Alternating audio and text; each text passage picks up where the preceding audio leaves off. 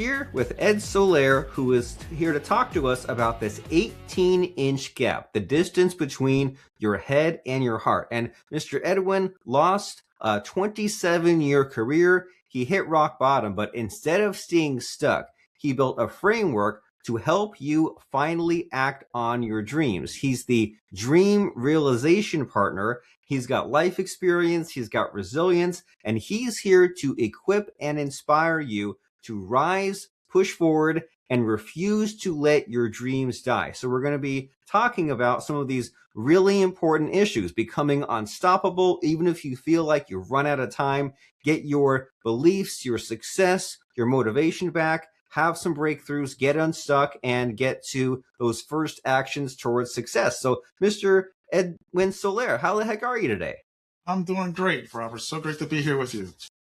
Happy to have you. And so I do my best to introduce you and, hype up our audience or crowd about you. But what do you think you're all about? What did I leave out of that introduction? Oh, you nailed it. Just the one thing I will share is life is a long journey. A dream realization partner came after my book was published. And anyone that may get the audiobook, a little tidbit, may recognize the voice. And if they don't, you, Robert, did my audiobook. Yes, so I'm audible with your voice. So exactly. That's how we met. But yeah, dream realization partner came after that job loss. Incidentally, that loss of, is this funny or maybe not so funny how life works? That job loss came 3 months after my book was published. So you talk about being at top of the world and like a skier just skiing downhill real fast. Oh yeah. But it's been quite a journey. So, but yeah. I'm glad to be here and to be able to share with our community what I can do to help them keep achieving their dreams. Yeah, well, they say, I think it's like John Lennon or Paul McCartney or someone said, life is what happens when you're busy making other plans. So just when you least expect it, sometimes you get hit with something and it's time to really find out what you're made of. And so you say you lost your job, career ended, and you say, well, I still need to pay bills and make money and have a career and help people. So like, what has that led to as far as your life coaching and your business? So I always say, and it's so important, Robert, for all our communities, our listeners, if there's one key to success in life, you have to have community. Community to me is everything. And fortunately, I had a community around me in different areas that different people helped me. And that since then, community has grown. I was toying around and has since then successfully launched a podcast. And during that podcast training, my coach had a guest on there one day that I really resonated with, who then became my business coach. And we have been working for well over 2 years now, and have developed tremendously of clarifying my message, launching a much more visibility with what I have, like a website. Not that a website is end all be all, but it's helpful to have a home where to send someone to explore more. And just many other things. I've become more confident. I've gained more clarity. And I may have mentioned this already, but so the dream realization partner, that moniker, that came after the book. So I found more of who I am and what I'm doing and exploring that and who am I, how am I showing up for those that need to hear my voice. So there's lots been going on. And I'm excited. It has not been quick, 1, 2, 3, here we are. It's been a long journey. But each year that goes by, especially this year now in 2026, it just seems things are really ramping up and there's a lot more clarity. So that's what I'm about. So there's one thing I can say that I've lived and written about is closing the 18-inch gap, because there's definitely, we all have them. It's just how do we close those? So yeah, there's lots going on, lots of good things. Yeah, it seems like going through the cycles of evolution and becoming better each time. And it's like we take for granted, because you look at someone's website or their bio or their book or their branding or their social presence, and it's like they didn't get there overnight, and they didn't choose like, okay, here's what I want to be about, and they did it. It like maybe they wrote the book and then the real branding presented itself. And it's like you look at, like a few years ago, I found it was like all these screenshots of like what the New York Times or Google or YouTube front pages looked like 10, 20 years ago, and they looked really primitive. So it's like they just took these steps over time to get there, and like amazing things happened, right? Even like your connection with your business coach just came as a result of all of the communicating and interneting that we all do. And it seems like the life coaching and the podcast listening is a great way to get the information that we maybe we're not able to get to 10, 20 years ago. Right now, Yes. you don't have to go through these scary steps. You can just start listening and learning and kind of ease your way into it and start making these positive changes in your life. And what do you think is the real crisis these days? Like when you see people who are stuck, or maybe when you were stuck, like, if only we could just instantly be happy and have it all figured out, but we're still human beings. So what do you think are the big problems facing people these days? I think the biggest one, Robert, is that people just feel stuck. Like, I have nowhere to go. I don't know what to do. There's only two ways to make it as simply as we can, right? Is to simplify it. There's only two ways things can happen. You can plan it or unplanned. So when it's planned, we tend to think and sometimes even overthink the comfort. I'm comfortable here, the if, the that, and the other. For me, 27 years is a long time. Yeah. I had debt. I have a son. He has needs, a family. We need health insurance in this country. This is where we are in the U.S. Had no savings. Had a plan. But boy, that plan was taking forever. And what I was stuck in is okay, how do I do this? We get stuck in our mindset of where did I start? So it's one of two things are going to happen. Either you can start putting that plan in motion, or it's either way. In my case, I wouldn't wish this on anyone, of course, but it happens. Life happens. Life is going to shove you off that cliff. Like, off you go. Learn to fly. And when that came, it came within like 90 seconds. Was like, boom, the incident was boom. What the conversation was like gone. I was like, whoa, what just happened? It hit me like a train. And there I was. What do I do now? But it worked out. So knowing that one way or another, it's going to work out. Now, I'm not saying be reckless and, hey, I'm just going to take my whole life, I'm going to throw it away. I'm going to just put all my cards on deck out here. I'm going to play poker and just go and see what happens. I mean, there's got to be some kind of, planning, if you will, but the overthinking of it, the mindset is really a big hindrance of that whole, what do I do? Am I qualified? Am I smart enough? Am I good enough? Where do I go from here? Just breaking out of that comfort zone. I like to say what I live by, Robert. I say we don't get out of our comfort zones. It's a mindset thing for me, because getting out of our comfort zone to me tells me, well, I can get back in it as quickly as I can get out. I like calling it getting as expanding our comfort zone. So getting a mindset where you can expand your comfort zone, you can grow. Growth mindset. I think that's by far the biggest obstacle challenge that we all have today.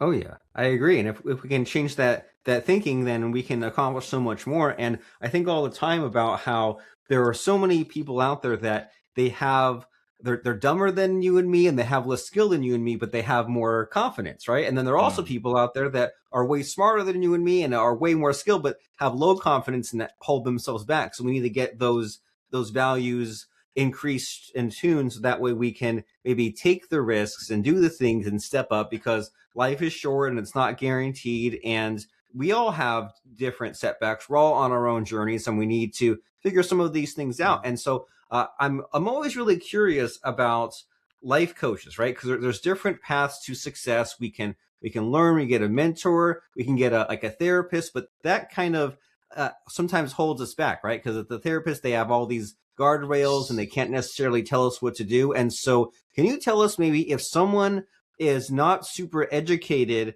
about what a life coach is and what can be accomplished, and maybe why they should seek one, like what's life coaching all about?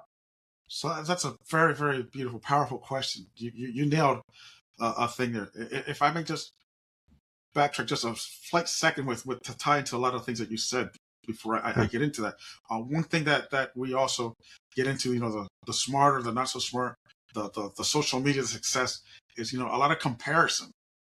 We do a lot of comparison, what we call, we compare our backstage to someone's front stage. We see other people's success, not knowing what they've been through. And Seth Godin, I love how he said it. It's like, yes, I am an overnight success, he says. I'm an overnight success that took me 15 years to overcome, to do, because it's a lot of work. So when you talk about a therapist, let's take those a therapist and a life coach was a perfect example. So those are two completely different fields. And that's something that sometimes people confuse a lot. So as a life coach, I cannot be a therapist because a therapist is regulated. It's a regulated field. It's highly trained. But as a life coach, also to put a danger of what's going on is, since life coaches isn't regulated, per se, using air quotes, it's like everybody wants to hang a shingle out there and say, hey, I'm a life coach. So how do you distinguish the two? So a therapist is highly trained. The key component with a therapist is, like you said, they don't have all the answers. A therapist will look backwards.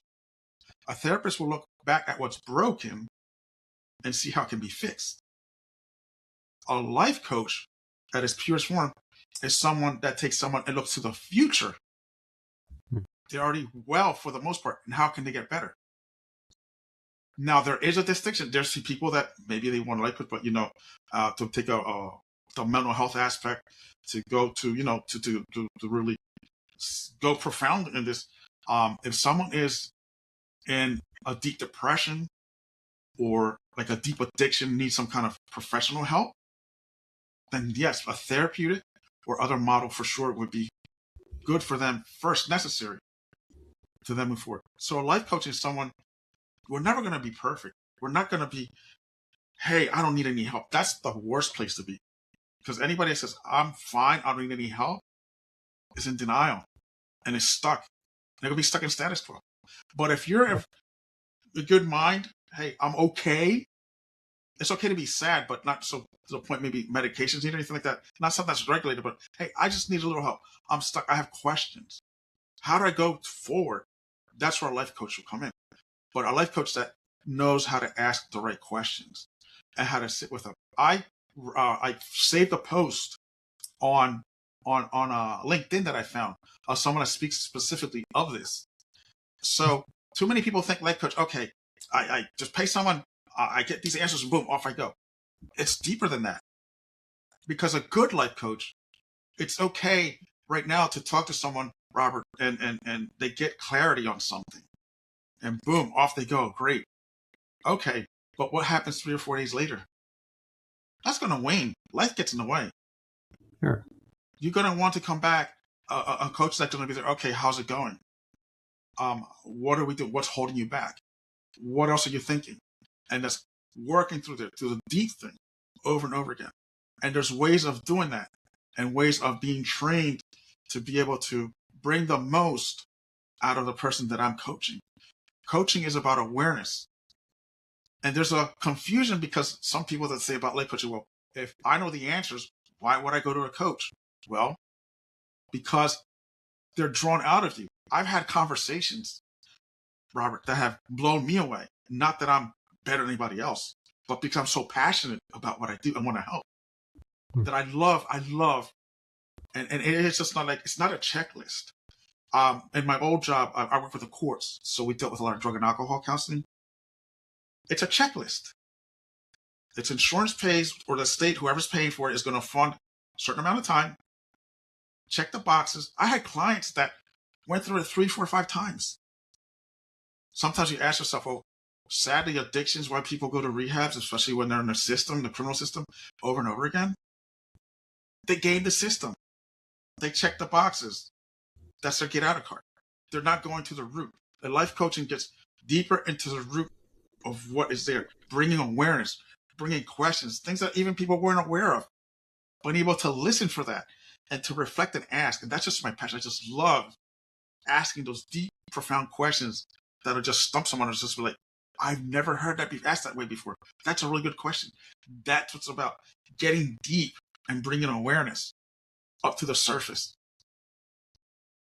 Then help us understand, like, do you have a good example of one of these deep questions? Because like I see the value in it, right? If you hang around the same people, get stuck in the same thoughts, you have the same results, still be frustrated and stuck. But then someone like you can be a breath of fresh air. So, I mean, does anything come to mind as far as like one of these like brand new, unique, deep questions that you've asked? Sure. So I'll bring two. The one that's really fresh in my mind, and the other one that's very, very deep. Um, the first one was a class I was involved in. So we're helping each other coach, and there's someone else familiar with in my group. And once you speak to someone 2, 3, 4 times, you could start seeing a recurring theme come up because of what they're dealing with. And I could sense something in her, but I don't want to say, "Hey, Robert, you are blank, blank, blank." No, you want to ask, you want to bring the awareness. So I sensed there was some kind of fear. And I just simply asked her, you know, what are you most afraid of? And she just looked at me. And this is, mind you, she's in Australia, by the way, all the way halfway across the world. We're still having this live conversation in person through a camera. She just tilts her head, rolls back in her chair, and it's like, that's such a good question. I've never had someone ask me that. It's awareness. Bring it to the surface. What was there? I saw. And then earlier, one of my previous clients, we were talking about, she was a pastor's wife. And her husband, who's a pastor, had just bought a sermon. And she brought up something of what she was afraid of being involved in. She was giving up control of her life in an area that, to me, hearing her speak did not resonate. It did not sound like that. And the sermon was just fresh in our minds because her husband had just preached it. So let's go back. Do you allow me to go back to something? Sure. And I brought the whole sermon back and aligned it with what she was saying. And I said, so you're telling me then you will sit at a table, but you're not the one in authority. You give that authority to whoever you want, to somebody else. I said, oh, no, absolutely not. Well, right there, she wasn't contradicting. Well, she was kind of contradicting herself, but she was unaware of it. I was able to ask her through questions and comparing, bring her to the awareness. It's like, oh, no, this is who I really am.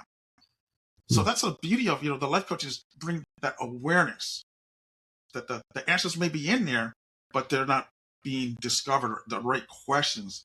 It's creating a safe place, a place of safety, of comfort, of trust that gets developed through that relationship. A doctor, and I'll finish with this, a therapist or a doctor, what do we do? I'll tell you what I would do. I want to go to my insurance card. 800 number. Who's in the network? Who do you cover? And just go from there. But with this, the coaching, it's just so vast. It's so profound. It's so beautiful. It's just something I'm very, very passionate about.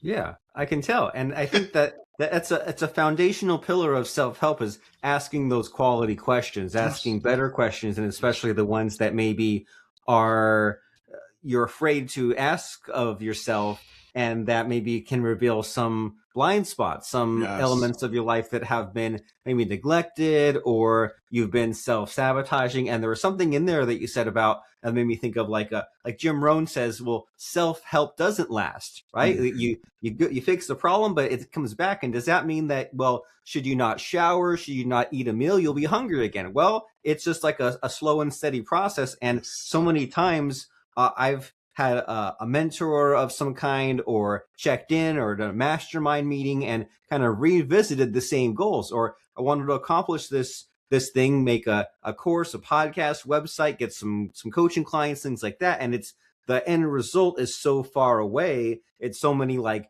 days, weeks, sleeps ahead of me that like I can't get there in one shot. So I have to keep on refreshing, renewing, and getting the discipline and the motivation back and overcoming the self-sabotage. And we can't always do it ourselves, right? Even though it seems really basic, we need to have someone asking those questions and having us maybe like outsmart our subconscious, right? If we're getting discouraged or self-sabotaging, there's still the value in asking these questions and revisiting or getting to new areas. And so you're such a wise man. You have this excellent podcast with 100 plus episodes, this book called Closing the 18-Inch Gap, and you've come back and you've helped some people. And I want to make sure that in these final few minutes, we focus on what's important to you. So in this conversation that we're having, do you think there might be a missing question that I should be asking you? I just don't know to ask you. Well, The only one I can think of right now that you haven't asked is how do you get in touch with me? How do you get Okay. started? The best way is the easiest way is, my .com is my name. It's edwinsoler.com. It's Soler with an E. And there's a gift waiting for you. If you don't know where to start, the perfect place to start is edwinsoler.com/gift. There, when you sign up, you get a gift specifically for you that will get you started on this journey and talks more about my book and everything else that I can offer and helps people bring more awareness of how I can bring them to, to a better place. Nice. Well, that's what it's all about, right? It's the negativity seems to be built in, right? That's our default Oh, yes. behavior. Our caveman brains say, Yes. okay, like what spider will bite me today? Where's the tiger hiding around the corner? And it's like, well, that served us back then. But as far as if we want to achieve our dreams, improve our career, build that business, have these great relationships, like that Yes. kind of caveman thinking doesn't really serve us. We need some new tools, some new material. And you can start by going to edwinsoler.com. That's Soler is that last name, edwinsoler.com. And specifically edwinsoler.com/gift, where you can get this report called 3 Ways to Know You Are Ready to Start Achieving Your Dreams. And you'll feel the freedom of finally moving forward as hesitation fades and momentum builds as you take these steps toward your dream.